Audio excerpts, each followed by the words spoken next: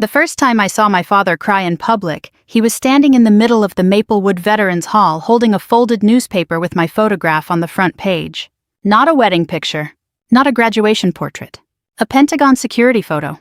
I was walking beside a senior defense official in Washington, D.C. wearing my Navy dress whites, while two armed federal agents escorted us toward a secure entrance. The article headline read, "Ohio-born Navy officer helps lead emergency evacuation of American civilians." My father stared at that picture like he was looking at a stranger.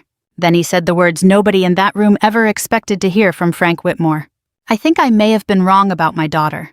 The room went silent. My brother Danny nearly dropped his coffee. My mother covered her mouth with both hands. And me, I wasn't even there to hear it. I was sitting alone in a government sedan outside Arlington National Cemetery when my phone started vibrating for the fourth time in 10 minutes. "Mom calling." I let it ring. The driver pretended not to notice. Outside the window, November rain slid slowly down rows of bare trees and white headstones. Washington always looked colder than Ohio, even when the temperatures matched. Maybe because everybody there carried invisible things on their shoulders. Finally, my phone buzzed again. This time it was a voicemail. "Rebecca," my mother said softly, "please call us back. We need to talk. Family meeting tomorrow." Family meeting? I almost laughed out loud. For 38 years, nobody in my family had ever called a meeting when I was hurting. Not when I left for Annapolis. Not during deployments. Not after Grandma Eleanor died. But one newspaper photo later, suddenly everybody wanted to talk. I leaned back against the seat and closed my eyes. And just like that, I was 12 years old again. Back in Maplewood, Ohio. Back before I understood that some families can love you and still never truly see you. Maplewood was the kind of small Midwestern town where people still mowed lawns in straight lines and waved at strangers from pickup trucks. My father worked 32 years at the Champion Tool Factory before they downsized half the plant in the early 2000s. My mother worked part-time at the church office. We weren't poor, but every dollar had a purpose. My brother Danny fit naturally into that world. Football captain, loud laugh, easy confidence, the kind of man people slapped on the back at barbecues. I was quieter. Books, school, structure. And from the time I was little, my father looked at me like I was built wrong somehow. Not bad, just disappointing. Danny could bring home a C- report card and Dad would say, "That boy's got people skills. That matters more than grades." I once brought home straight A's and a county writing award. Dad nodded without looking up from the television. "That's nice, Becca." That was it. That's nice. You'd be surprised how long a little sentence can live inside somebody. By high school, I stopped expecting applause. But my grandmother Eleanor noticed everything. Grandma lived in a small white house near the edge of town, with wind chimes hanging from the porch, and old military photographs tucked into drawers she rarely opened. Most people in Maplewood only knew her as a church volunteer who baked peach cobbler for funerals. What they didn't know was that Eleanor Whitmore had once been an army nurse in Korea. She never bragged about it. Never wore veteran hats. Never marched in parades, but sometimes late at night she'd sit at the kitchen table with coffee and tell me stories in a voice so calm they almost hurt more. Young boys missing legs. Soldiers crying for mothers. Cold mornings near field hospitals. Service isn't glamorous, she told me once while polishing an old pair of military shoes. Most important work happens quietly. I think she knew I needed to hear that, because by 16 I'd already learned my father measured worth in noise. And I wasn't noisy enough. The worst moment came my junior year of high school. Dad was outside grilling burgers while neighbors stood around drinking beer in our backyard. I was carrying empty soda cans inside when I heard one of the men ask about my college plans. Dad laughed. "Becca's smart, sure, but nobody builds a real legacy sitting behind military paperwork." Everybody chuckled politely. I stood frozen in the kitchen doorway. Military paperwork. Like my dream already sounded foolish before it even began. That night, Grandma Eleanor drove me to Dairy Queen and listened while I cried in the passenger seat. She didn't insult my father. Didn't tell me life was unfair. She just handed me a napkin and said something I never forgot. "Don't argue with people who can't see your worth. Just keep walking until the world does." Years later, those words followed me through every difficult mile of my life. Through Annapolis. Through deployments. Through lonely apartments. Through holidays spent on military bases while Danny posted smiling family photos from backyard cookouts back home. And through the phone call that finally broke something open between my father and me. It happened 3 weeks before my promotion ceremony outside Washington. I stood in my apartment kitchen staring at the invitation while working up the courage to call home. I should have known better at 38 years old. But part of me still hoped. Dad answered on the third ring. "What's going on, Rebecca?" I explained carefully. "Promotion ceremony. Commander rank. Small event near DC. Would mean a lot if they came." Long silence. Then his voice hardened. "Nobody cares about your cheap little promotion." I felt something inside me go completely still. My mother got on the line briefly afterward. "You know your father doesn't mean things harshly. But he did mean them." That was the problem. The ceremony happened anyway.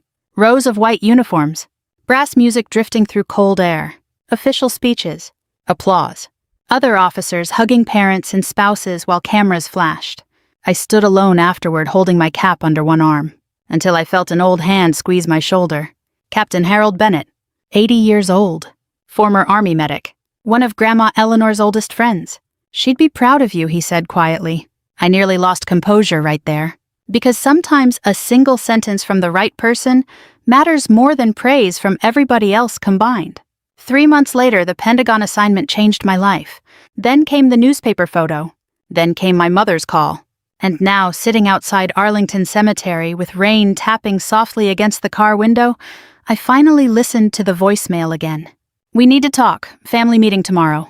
I looked toward the cemetery gates and whispered the words I wished Grandma Eleanor could hear. "You were the only one who saw me before the world did." Then I told the driver to take me home to Ohio. By the time I crossed the Ohio state line, the trees had already turned the dull brown color that comes right before winter settles in for good. I hadn't driven home in nearly 8 months. Long enough for the roads to feel familiar and distant at the same time. The farther west I drove from Washington, the quieter everything became. Less traffic, fewer sirens, more pickup trucks with veteran bumper stickers and rust forming around the wheel wells. I rolled the window down near Zanesville just to smell cold farmland again. People who grow up in small towns understand this feeling. No matter how far you go, part of your nervous system stays tied to old roads and grain silos and church bells. But as Maplewood got closer, my stomach tightened harder with every mile marker. Because deep down I knew this family meeting wasn't really about reconciliation. It was about recognition. And there's a difference. When I finally pulled into town, the first thing I noticed was the Christmas wreaths already hanging from downtown lampposts, even though Thanksgiving was still 2 weeks away. Maplewood always decorated early. The second thing I noticed was that people were staring at me. At the gas station. At the pharmacy parking lot. Even through diner windows. That newspaper article had traveled fast. Small towns survive on gossip the way cities survive on electricity. I stopped at Miller's Pharmacy to grab aspirin after the drive, and before I even reached the counter, old Mrs. Granger from church grabbed my arm. "Well, look at you," she said, smiling wide. "Pentagon and bodyguards now." I forced a polite laugh. "Mostly paperwork and coffee, honestly." She shook her head. "Your Grandma Eleanor would be over the moon." That hit me harder than I expected. Because almost nobody mentioned Grandma anymore. After she died, it felt like the town quietly folded her memory away into casseroles and funeral flowers. But not me. I carried her everywhere. Even now, I still kept her old service pin inside my coat pocket during difficult meetings. Mrs. Granger lowered her voice. "Your father's been acting strange since that article came out." I raised an eyebrow. "Strange how? He keeps buying extra newspapers." She smiled gently. "That man's probably read your article 20 times." I didn't know what to say to that. Because part of me wanted satisfaction. Another part wanted to cry. And another part, the tiredest part, just wanted everyone to stop making my worth sound surprising. I left the pharmacy and drove slowly toward my parents' neighborhood. Nothing there had changed. Same cracked sidewalks, same American flags hanging from porches, same little ranch houses built for factory families back when people believed one steady job could carry a household forever. Danny's truck was already parked outside Mom and Dad's house when I arrived. Of course it was. My older brother never missed a chance to control a room. I sat in my car for nearly 2 minutes before getting out. The November wind cut straight through my coat. And suddenly I remembered being 18 years old, standing in this exact driveway with 2 suitcases before leaving for Annapolis. Dad barely hugged me that day. Mom cried. Danny joked that I'd come home in 6 months begging for real food. Only Grandma Eleanor looked at me like she understood what it cost to leave home for service. I can still hear her final words before I climbed into that shuttle bus. "Walk steady. Not be fearless. Not be perfect. Just walk steady." The front door opened before I reached it. My mother rushed outside first. "Oh my goodness," she whispered, wrapping her arms around me. "Rebecca." She hadn't called me Rebecca with tenderness in years. Usually it was just Becca shouted across noisy family dinners. I hugged her back carefully. She smelled like hand lotion and cinnamon candles. For one brief second, I almost allowed myself to believe this visit might actually heal something. Then Danny appeared behind her. "Well," he said loudly, "look who finally remembered us little people." There it was. The old rhythm. Sarcasm disguised as humor. I forced a small smile. "Good to see you too." Danny stepped forward and hugged me quickly, but something about it felt performative. Like he was already imagining himself telling people about his Pentagon sister at the bar later. Inside the house buzzed with noise. Aunts, cousins, even neighbors. I stopped dead near the living room doorway. "You invited people?" I asked quietly. Mom looked nervous immediately. "Well, folks were excited you were coming home." Excited. Interesting word. Nobody had been excited when I graduated Annapolis, or during my first deployment, or when Grandma Eleanor's funeral nearly emptied my savings because I paid for most of it myself while Danny complained about floral costs. But one newspaper article later, suddenly I was interesting. I kept my expression neutral. "Military training teaches you how to lock emotions behind your teeth." Still, my chest burned. Dad emerged from the dining room holding coffee. For a second, neither of us spoke. Frank Whitmore had aged more than I realized. His shoulders sagged lower now, more gray around the temples. His hands looked rougher, too. Factory hands. Working man hands. The kind that built half this country and silently destroyed the bodies attached to them. Then he nodded awkwardly. "Long drive." "About 7 hours." He cleared his throat. "Saw your article," I figured. Another silence. Everybody nearby pretended not to listen. Dad shifted uncomfortably before finally saying words that sounded almost physically painful for him. "People around town seem pretty impressed. Not 'I'm proud of you.' Not even congratulations. Just people seem impressed." I almost smiled at how predictable it was. "Town always did like headlines," I answered calmly. Danny laughed too loudly. "Well, you're basically famous now. Mom's been saving newspapers like you're a Kennedy." Mom shot him a look. The room filled with uncomfortable chuckles. Then Aunt Linda walked over carrying deviled eggs and touched my arm. "Your grandmother always said you were destined for something important." There it was again. Grandma Eleanor. The only person whose faith in me never changed with public opinion. I looked around the crowded living room. Football game playing softly on television. Cheap folding chairs pulled from the garage. Pot roast smell drifting from the kitchen. Middle-aged relatives suddenly eager to hear Pentagon stories after years of barely asking about my life. And right then I understood something clearly. They didn't know me at all. Not really. They knew the newspaper version. The impressive version. The version validated by strangers. But nobody in this room knew how many nights I cried alone after deployments, how many holidays I spent eating microwave dinners on base, how hard I worked to become someone my father still couldn't quite say he respected.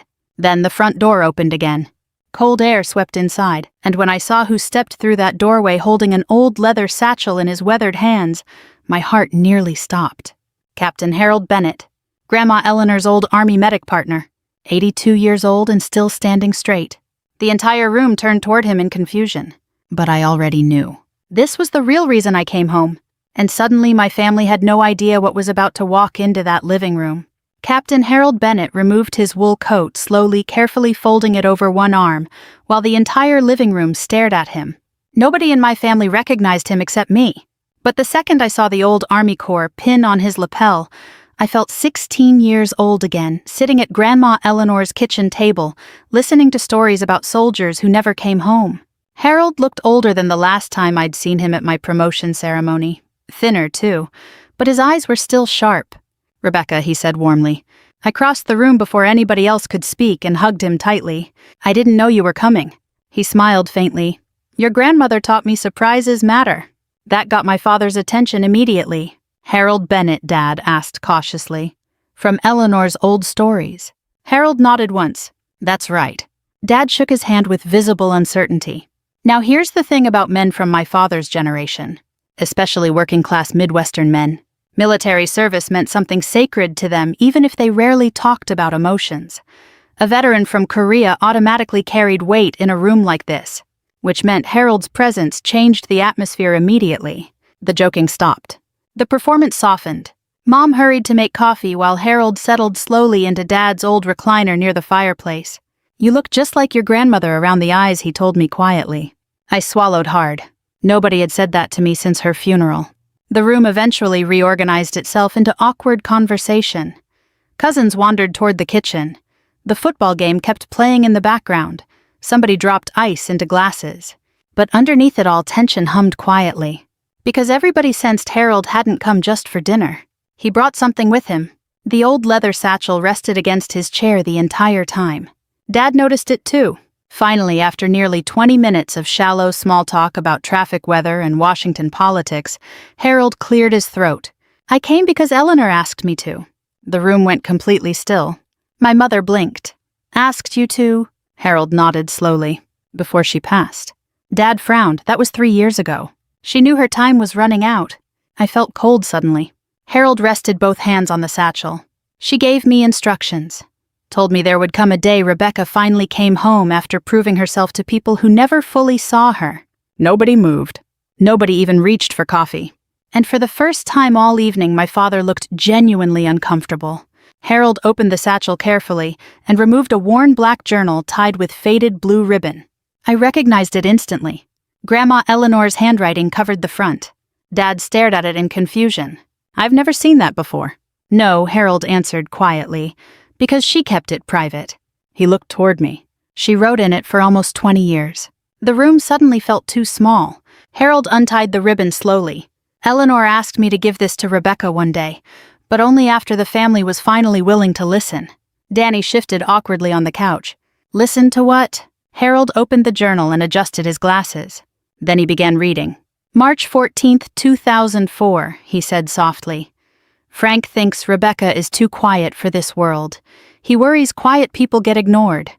What he doesn't understand is that quiet people often survive things loud people never could."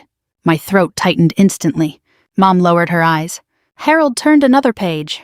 "Rebecca sat with me tonight polishing old service shoes. She asks thoughtful questions, notices details. That girl carries loneliness in her chest like a grown woman already." I couldn't breathe properly. Because suddenly Grandma's voice existed in the room again. Warm, steady, certain, Harold continued. "I fear Rebecca spends her whole life trying to earn affection that should have been given freely." Dad looked down at the carpet.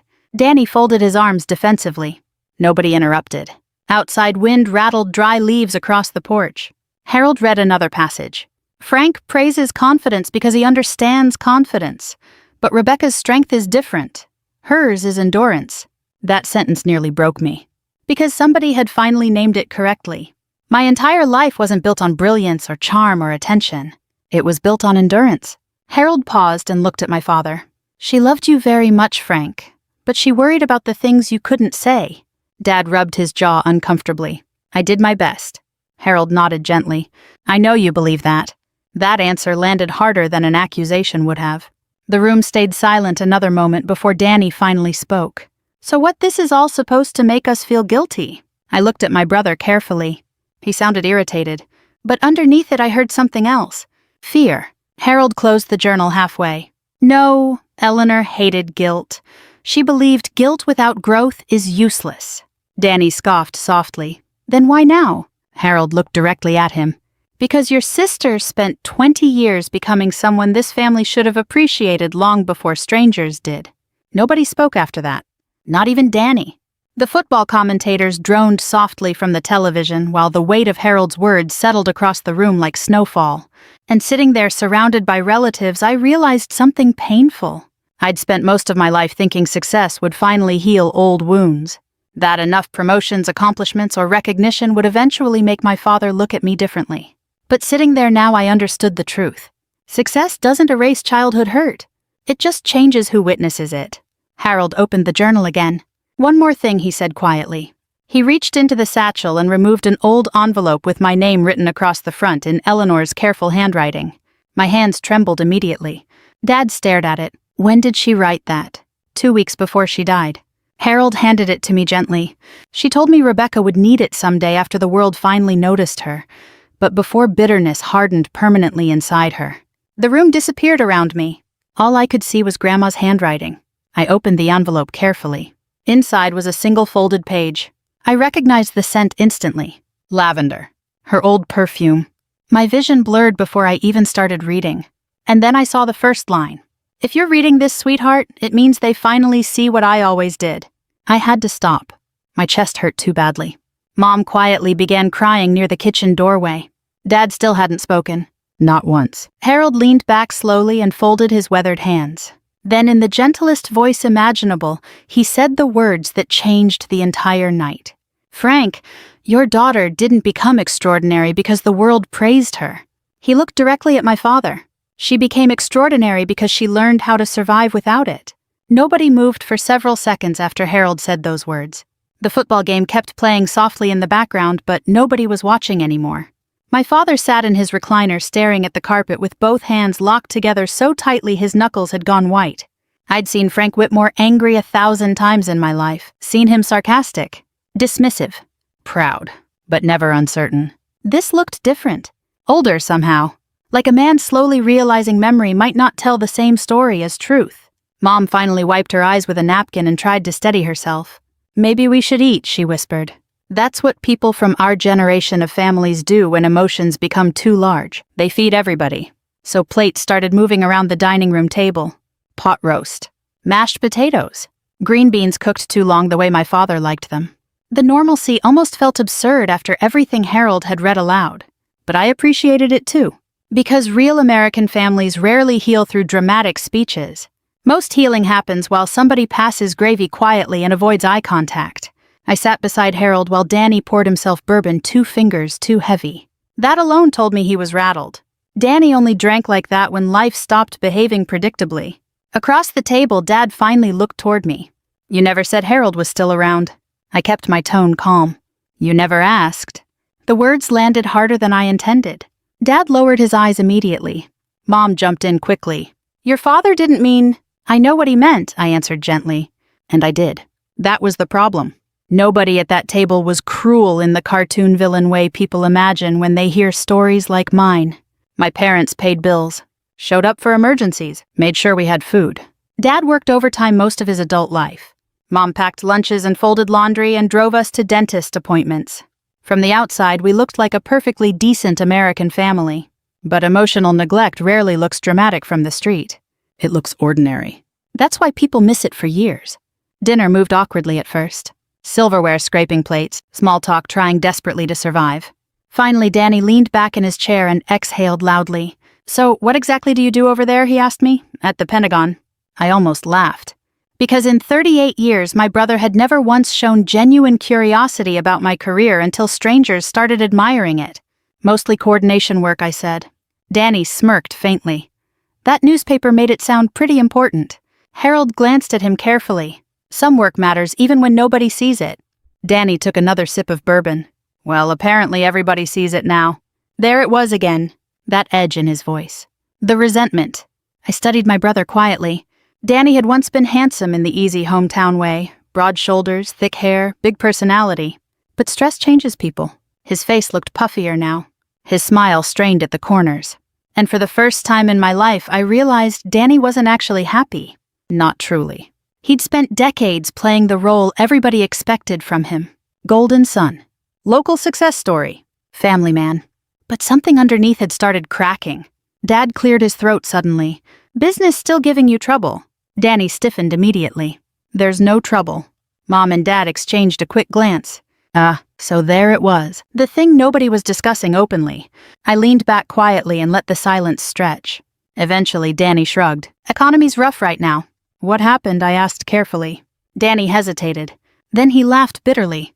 What happened is people stopped buying things they don't need. Turns out Danny's construction supply company had been bleeding money for over a year. Rising fuel costs, bad loans. 2 commercial clients who never paid invoices. He'd hidden most of it from the family while trying to maintain appearances. But small-town reputations can become prisons. Once everybody thinks you're successful, admitting failure starts feeling impossible. Dad stared down at his plate. I offered to help. Danny's jaw tightened. I don't need rescuing. The irony nearly overwhelmed me. My whole life, Danny had been the one celebrated for staying local and building something real. Meanwhile, I was the unrealistic daughter chasing military paperwork. And now here we sat. Me financially stable but emotionally exhausted. Danny emotionally defensive and financially drowning. Funny how life rearranges assumptions with age. Harold quietly sipped coffee before speaking again. Eleanor used to worry about both of you kids. Mom looked surprised. Both. Harold nodded. She worried Rebecca would feel unseen, and she worried Danny would become trapped trying to stay admired. Danny looked away immediately. Because even now at 42 years old, my brother still lived like the town's opinion controlled oxygen itself. The conversation drifted after that. People started discussing old neighbors, factory closures, church gossip. But underneath everything, tension kept simmering. Finally, Dad stood up slowly and walked toward the living room window. Snow had started falling lightly outside, tiny flakes drifting beneath the porch light. Without turning around, he spoke quietly. You know what the hardest thing about getting old is? Nobody answered. Dad folded his arms. You spend your whole life thinking you understand people. He paused. Then one day, you realize you missed important things sitting right in front of you. The room went silent again. Mom stared at him like she'd never heard him speak this honestly before. Dad still faced the window. When Rebecca was little, she never asked for much. His voice roughened slightly. I thought quiet meant strong. My chest tightened. And maybe sometimes he continued quiet means lonely. Nobody moved. Harold lowered his eyes respectfully. Danny rubbed his forehead hard with one hand. And me! I felt anger and sadness colliding together so hard I couldn't separate them anymore. Because this was all I ever wanted. Not applause. Not headlines. Not Pentagon articles.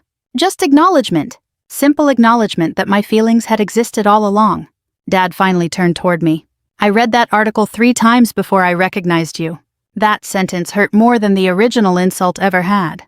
Because buried inside it was the truth. The world had introduced my father to his own daughter. He walked back toward the table slowly.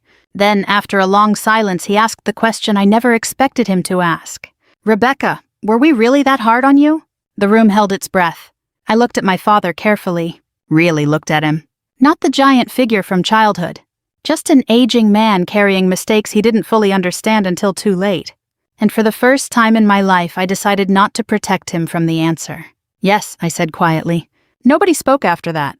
Outside, snow continued falling over Maplewood. And deep down, I think every person in that house understood the real family meeting had finally begun. After Dad admitted it, nobody at the table seemed to know what came next. That's the thing people don't tell you about long-awaited moments. Truth doesn't arrive with music playing in the background. Sometimes it just sits there awkwardly beside the mashed potatoes while everybody avoids looking directly at each other. Mom eventually stood and began clearing dishes with trembling hands. I'll make coffee, she whispered again, even though there was already coffee sitting untouched on the counter. Danny disappeared onto the back porch with his bourbon. And Dad stayed, standing beside the dining room table, staring at me like he was trying to reconcile 2 different versions of his daughter at the same time. The little quiet girl from Maplewood, and the woman from the Pentagon newspaper article. Harold broke the silence first. Frank, he said gently, why don't you tell her the truth? Dad frowned slightly. I already did. No, Harold answered calmly. You admitted regret. That's different from truth. Dad's jaw tightened. Men from my father's generation weren't taught how to unpack emotions. They were taught how to survive layoffs, fix engines, and ignore chest pain until somebody forced them to see a doctor. Emotional language always sounded foreign coming from him. But Harold waited patiently. Finally, Dad sat down heavily in his chair. And for the first time in my entire life, my father spoke to me without sounding like he was trying to win something. When you were little, he began slowly, you scared me. I blinked in surprise. Me? Dad nodded. You noticed everything. Nobody had ever said that to me before. He rubbed his rough hands together while searching for words. Danny was easy, loud kid, tough kid. If he got hurt, he yelled. If he wanted something, he asked. He looked up at me carefully. You just got quiet. I swallowed hard. Dad exhaled slowly. When your grandmother died, she told me something at the hospital I never forgot. He paused. Frank, one day you're gonna realize your daughter stopped bringing her feelings to you because you kept teaching her they were inconvenient. Mom froze near the kitchen counter. Apparently she'd never heard that either. Dad stared at the table. I got angry at Eleanor for saying it. His voice cracked slightly. But after you left for Annapolis, the house changed. I leaned forward slightly despite myself. How? He gave a sad little laugh. Too quiet. That nearly broke me. Because all those years I thought nobody noticed my absence. But apparently they did. They just noticed too late. Dad shook his head slowly. You stopped calling as much after the academy. I got busy. No, he said quietly. You got careful. The room fell silent again. And he was right. By my mid-20s, every conversation with home became emotionally measured. Safe topics only. Weather, travel, schedules. Never disappointment. Never loneliness. Never the ache of constantly feeling emotionally optional inside your own family. Harold leaned back in his chair, watching both of us carefully. Eleanor always believed families survive through honesty, he said. Danny suddenly walked back inside from the porch. Well, honesty's easy for dead people, he muttered. Mom immediately frowned. Danny! No, seriously, he continued, dropping into his chair again. Everybody's acting like Becca had this horrible childhood. I looked at him calmly. I never said horrible. But that's what everybody's implying. His face flushed red now, bourbon sharpening his emotions. We had food, Christmases, vacations sometimes. Dad worked himself half to death for us. I know that. So what exactly are we apologizing for? There it was, the question hanging over the whole night. What counts as damage when nobody hit you? I folded my hands together carefully. Do you remember my high school graduation? I asked him. Danny shrugged. Sure. Dad missed it because your baseball tournament got rescheduled. Danny rolled his eyes slightly. That was one thing. It was a lot of things. He opened his mouth again, but I kept going. When I got accepted into Annapolis, Dad told neighbors he hoped I'd grow out of military fantasies. Danny shifted uncomfortably. When I made lieutenant, nobody came to the ceremony. Mom whispered softly. We couldn't afford the travel. I looked at her gently. You flew to Cancun for Danny's anniversary 2 years later. That one landed hard. Mom sat down slowly after that. Danny rubbed his forehead. You're keeping score now. No, I answered quietly. I'm explaining why I stopped expecting support. The room went still again. And then unexpectedly Dad spoke. She's right. Danny turned toward him immediately. Dad. No, Dad shook his head. She's right. Hearing my father say that out loud felt surreal. He looked exhausted now. Older than I'd ever seen him. I spent years thinking toughness meant treating everybody the same, he said. But kids aren't the same. Danny needed pushing. Rebecca needed encouragement. I felt tears threatening finally. Not because the pain disappeared, but because somebody was finally naming it correctly. Dad stared at me across the table. You know the worst part. I said nothing. I thought I was preparing you for disappointment. His voice roughened. Turns out I became the disappointment. Nobody moved. Even Danny stayed quiet after that. Then Harold reached into his satchel again. There's something else Eleanor wanted Rebecca to have. He removed a small stack of papers clipped together. Old documents, typed forms, letters. I frowned in confusion. What is that? Harold smiled faintly. Your scholarship application. I blinked. My what? The military scholarship that helped pay for your academy preparation program. I stared at him. I thought the foundation selected me. They did. Harold nodded. But Eleanor recommended you. The room froze. Dad looked stunned. Eleanor did what? Harold handed me the papers. She contacted former service connections quietly, told them her granddaughter had discipline, intelligence, and grit. My hands trembled, turning the pages. There it was. Grandma's signature. Letters of recommendation. Handwritten notes praising me in ways nobody else ever had. She never told me, I whispered. She didn't want you feeling indebted, Harold answered. She wanted you believing you earned it. My vision blurred again. All these years, Grandma had been protecting my future behind the scenes while I thought I climbed alone. Dad suddenly covered his eyes with one hand. And when he finally spoke, his voice sounded smaller than I'd ever heard it. She believed in you more than I did. I looked at my father quietly. Then I answered with the deepest truth I knew. She had practiced seeing people clearly. The next morning, I woke before sunrise in my old childhood bedroom. For a moment, lying there under the faded quilt my mother had sewn sometime in the early 90s, I forgot where I was. Then I heard the furnace rattling through the walls, smelled coffee downstairs, and remembered everything. The family meeting, Grandma's journal, Dad admitting the truth. I stared at the ceiling for a long time before getting up. Outside the window, fresh snow covered Maplewood in soft white silence. The whole town looked gentler after snowfall, cleaner somehow. Funny how winter can make even old pain seem quieter for a few hours. I pulled on jeans and a sweater and walked downstairs expecting tension. Instead, I found my father alone at the kitchen table. No television. No newspaper. just coffee cooling beside his hands. He looked up when I entered. Morning. Morning. For years, conversations between us had always felt crowded with invisible things. Expectations, defensiveness, old disappointments stacked like furniture nobody wanted to move. But this morning felt different. Still uncomfortable. Still fragile. But honest. Dad gestured toward the coffee pot. Fresh if you want some. I poured myself a cup and sat across from him carefully. For a while, neither of us spoke. Then Dad cleared his throat. Couldn't sleep much. Me neither. He nodded like that made sense. Because maybe it did. Some truths rearrange your entire memory overnight. Finally, he looked at me directly. You really paid for most of your grandmother's funeral? There it was. One of the many quiet facts nobody ever asked about. I stirred cream into my coffee slowly. Danny was struggling financially back then. That's not what I asked. I met his eyes. Yes. Dad leaned back heavily in his chair. I didn't know. And for once I believed him. Not because he never could have known, but because nobody in this family had trained themselves to notice my sacrifices. I'd become too self-sufficient for my own good. That happens to a lot of women from my generation. You get praised for handling everything alone long enough that people stop imagining you might need help too. Dad rubbed his jaw slowly. Your mother told me you flew home 3 times while Eleanor was sick. I had leave saved up. You never mentioned how hard that was. I almost smiled sadly. You never asked. He nodded once like a man accepting a sentence he couldn't appeal. The kitchen clock ticked softly between us. Finally, Dad said something that surprised me. I used to think your grandmother spoiled you. I raised an eyebrow. She taught me discipline. She taught you confidence, he corrected quietly. And I didn't understand it. He stared down into his coffee. My father believed praise made people weak.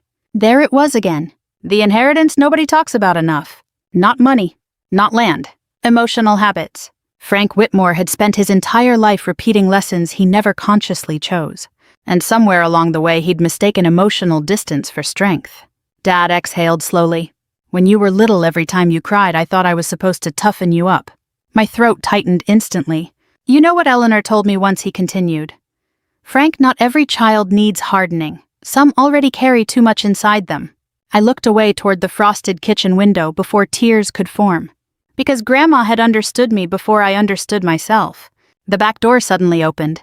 Danny walked in wearing his old work jacket and carrying the smell of cold air with him. He looked exhausted.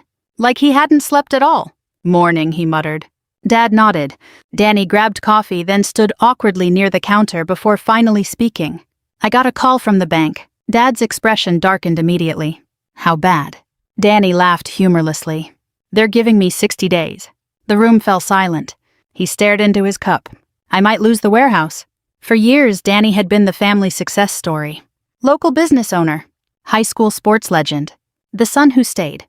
And suddenly he looked just as frightened as I'd felt at 22 sitting alone in military housing during my first deployment.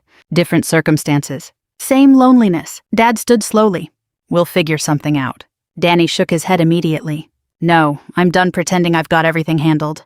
That surprised me more than anything. Because pride runs deep in families like ours. Especially among men. Danny finally looked directly at me. You want to know something awful? I stayed quiet. I hated that newspaper article. The honesty in his voice stunned the room.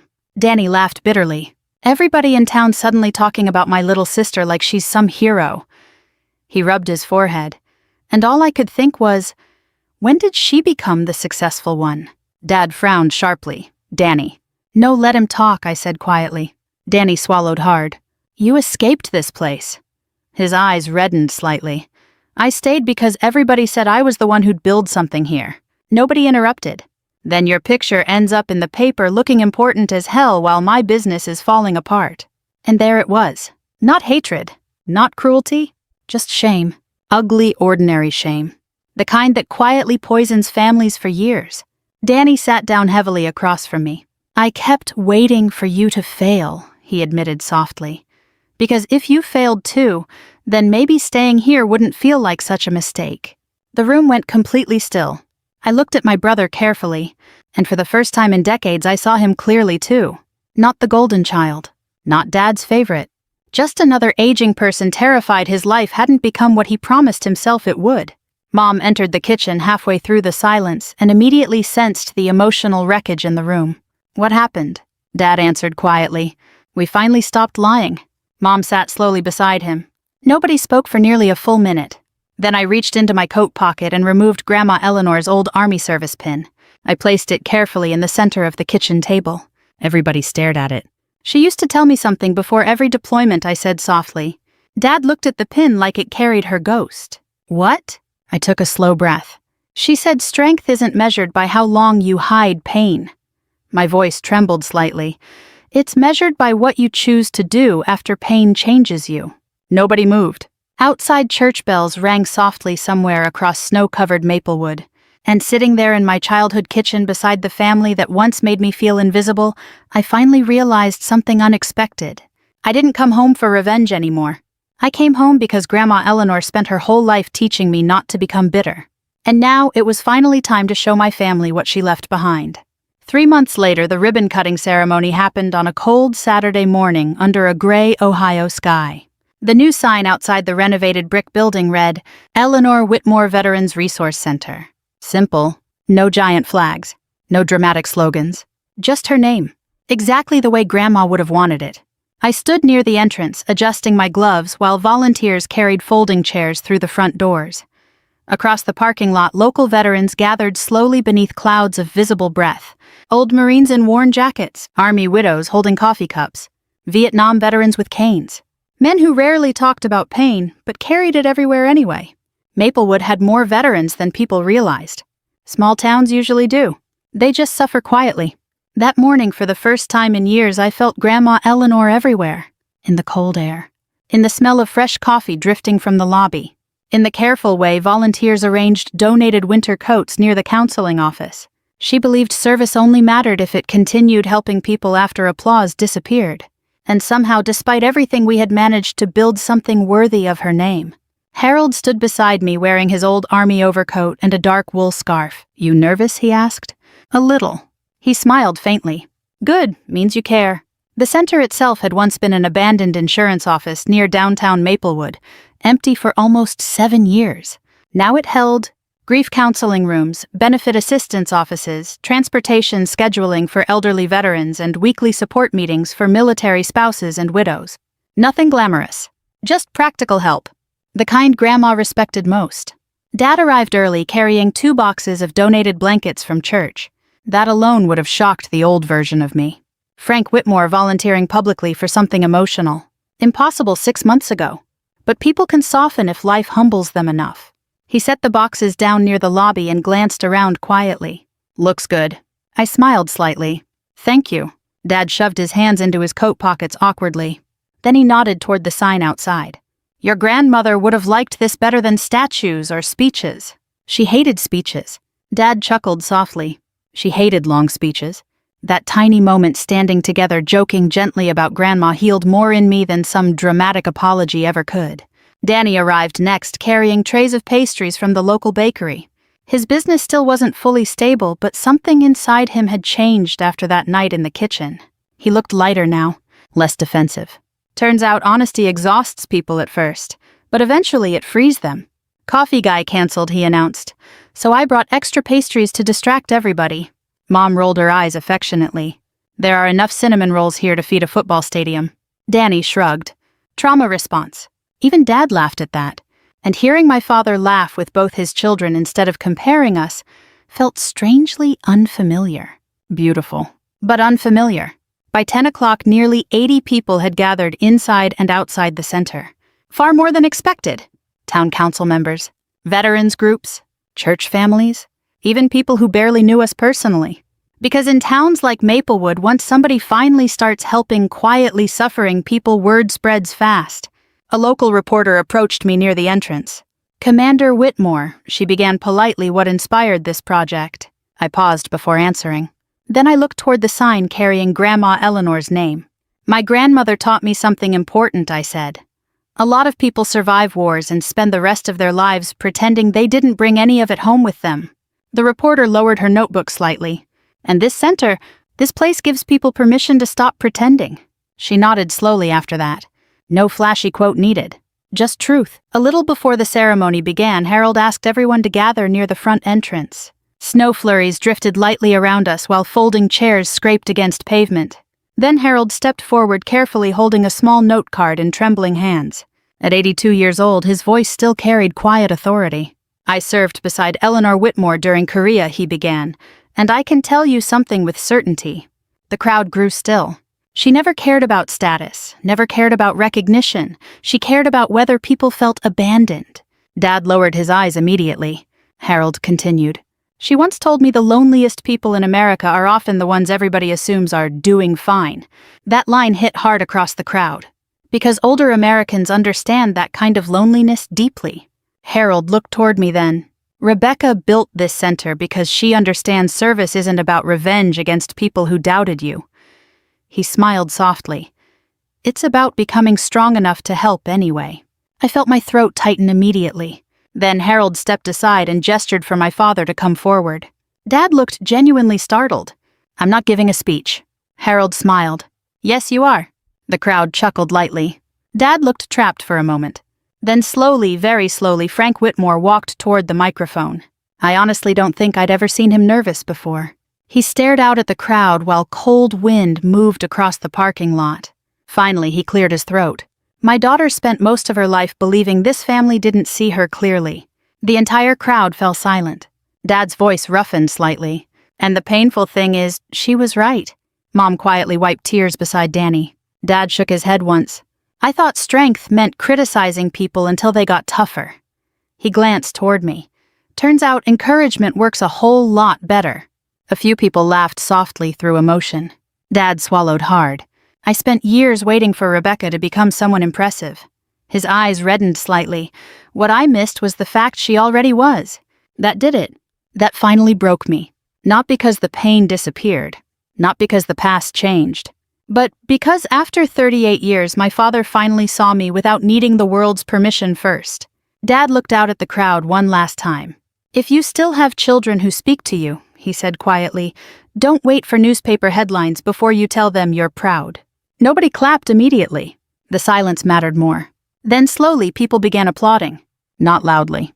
Not theatrically. Just honestly. And standing there beneath falling snow outside the Veterans Center built in Grandma Eleanor's memory, I realized something she'd understood all along. Revenge might satisfy wounded pride for a little while, but healing changes entire families. Later that evening, after everybody left and the lights dimmed inside the center, Dad and I stood alone near the front entrance watching snow collect across Maplewood. He looked older now. Softer, too. "I'm sorry it took me so long," he said quietly. I slipped Grandma Eleanor's service pin back into my coat pocket. Then I looked at my father and answered honestly, "You still made it before it was too late." If this story touched something in your heart, maybe reminded you of your own family, your own parents, your own children, take a moment tonight to tell somebody what they mean to you while you still can. Sometimes people spend their whole lives waiting to feel seen, and sometimes one honest sentence can heal wounds carried for decades. Thank you for spending this time with me.